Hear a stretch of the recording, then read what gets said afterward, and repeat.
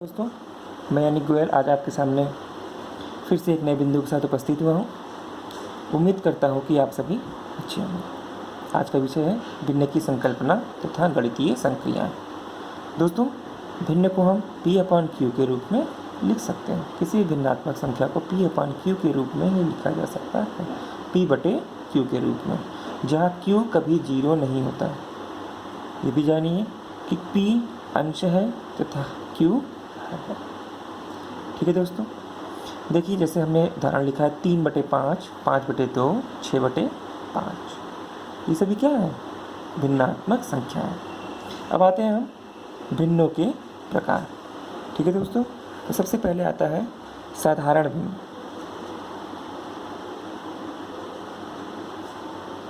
भिन्न या समभिन्न।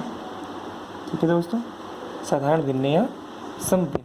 ठीक है, जिस भिन्न में अंश हर से छोटा होता है। ठीक है, जिस भिन्न में अंश हर से छोटा होता है, ठीक है, वह क्या होता है? आपका साधारण भिन्न होता है। जैसे देखिए यहाँ हम लिख देते हैं, जिस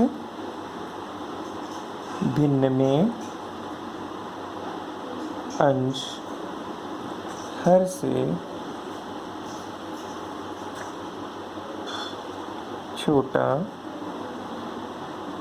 होता है। ठीक है दोस्तों, तो क्या कहलाता है? आपका समभिन्न या साधारण भिन्न कहलाता है। जैसे उदाहरण के तौर पर यहाँ लेते हैं, देखिए अंश हर से छोटा होगा। ठीक है, जैसे 1/3। ठीक है दोस्तों, 1/4, 3/5 और भी बहुत सी संख्या। ठीक है, अंश यहाँ पर क्या है दोस्तों? देखिए जो ऊपर लिखी संख्या वो छोटी है और हर बड़ा है। ठीक है, ये सभी क्या हो गए? साधारण भिन्न में आएंगे। दूसरा आता है विषम भिन्न। क्या आता है? विषम भिन्न। ठीक है दोस्तों, विषम भिन्न में क्या देखते हैं? जिस भिन्न में अंश हर से बड़ा अथवा बराबर हो। ठीक है, जिस भिन्न में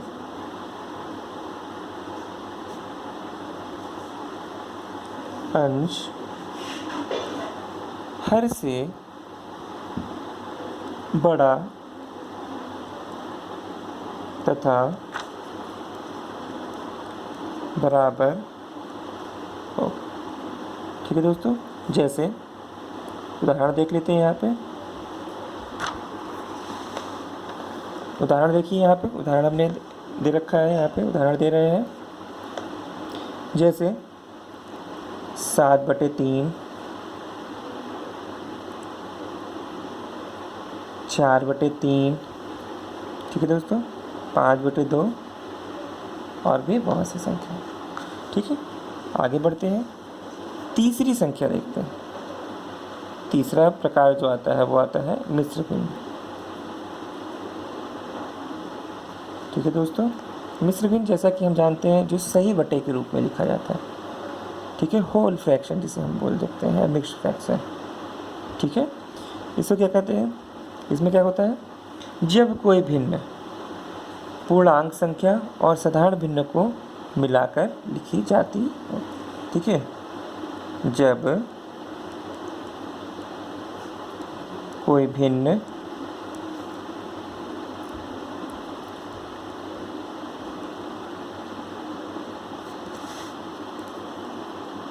पूर्णांक संख्या और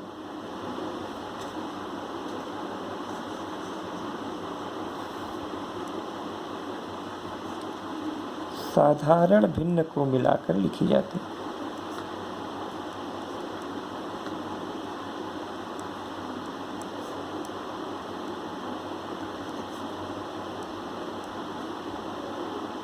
ठीक है दोस्तों, जैसे किसी भी संख्या को हम कैसे लिखेंगे मिश्र भिन्न में?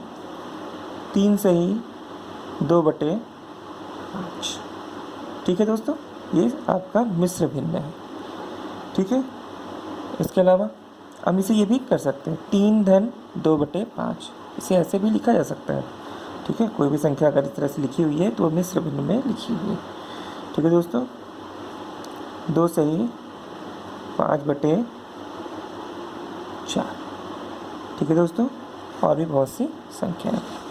आगे बढ़ते हैं दोस्तों। चौथा प्रकार आता है सम्मिश्र भिन्न। ठीक है दोस्तों, सम्मिश्र भिन्न यानी कि जब किसी भिन्न में अंश और हर अलग अलग भिन्न हो। ठीक है दोस्तों, जब किसी भिन्न में अंश और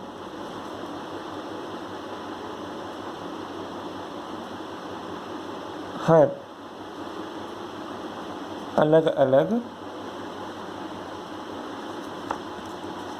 भिन्न हो। ठीक है दोस्तों,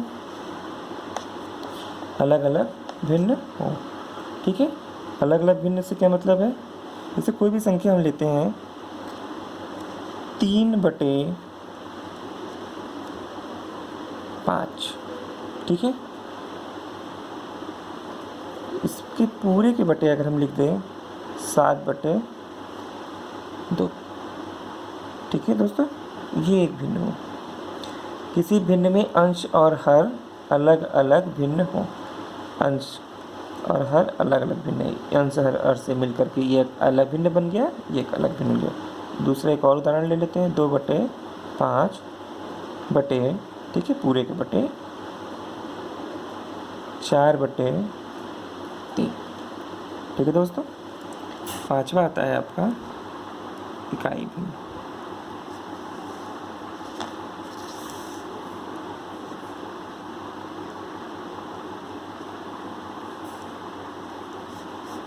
ठीक है दोस्तों, इकाई भिन्न क्या होता है, यूनिट फ्रैक्शन हम इसे इंग्लिश में कह सकते हैं। जिस भिन्न का अंश एक हो। ठीक है, जिस भिन्न का अंश एक हो। अंश एक हो मतलब जैसे, तो वाक्य से ही स्पष्ट हो जा रहा है कि अंश एक हो, यानी कि 1/2, 1/4, 1/5 और भी बहुत सी संख्या है। ठीक है, आगे बढ़ते हैं दोस्तों। व्युत्क्रम भिन्न। ठीक है दोस्तों, व्युत्क्रम भिन्न जिसे इनवर्स फ्रैक्शन कहते हैं। जब दो भिन्नों में एक का अंश दूसरे का हर हो तथा एक का हर दूसरे का अंश, तो वह आपस में व्युत्क्रम कहलाते हैं। ठीक है, क्या हमने बताया, जब दो भिन्नों में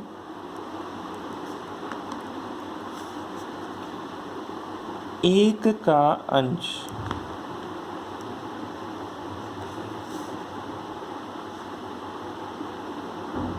दूसरे का हर हो। ठीक है दोस्तों, तथा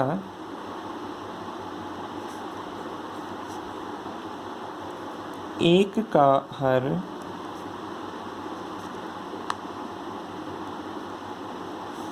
दूसरे का अंश।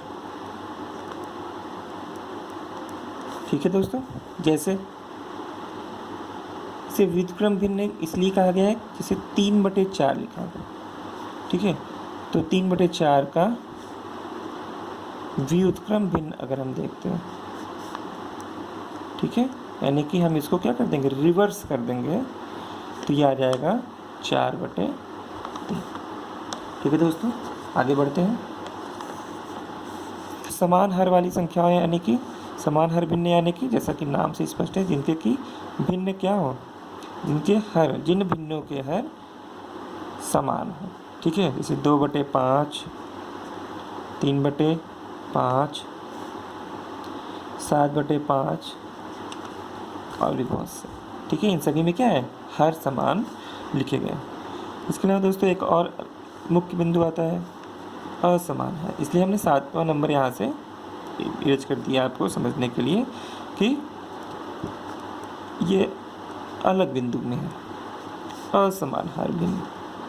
ठीक है दोस्तों, असमान हर भिन्न अर्थात जिसमें हर असमान हो, जैसा कि नाम से स्पष्ट है। ऊपर हमने बताया समान हर भिन्न जिसमें समान हर हो, नीचे 2/7, ठीक है, फिर 5/2, ठीक है दोस्तों, 4/5, ये सभी क्या है, असमान हर भिन्न। ठीक है दोस्तों, अब आइए आगे बढ़ते हैं। यह परिमेय संख्याओं का क्रमायोजन। ठीक है दोस्तों, यहाँ पर देखिए उदाहरण के तौर पर हम आपको पहला उदाहरण समझाते हैं। परिमेय संख्या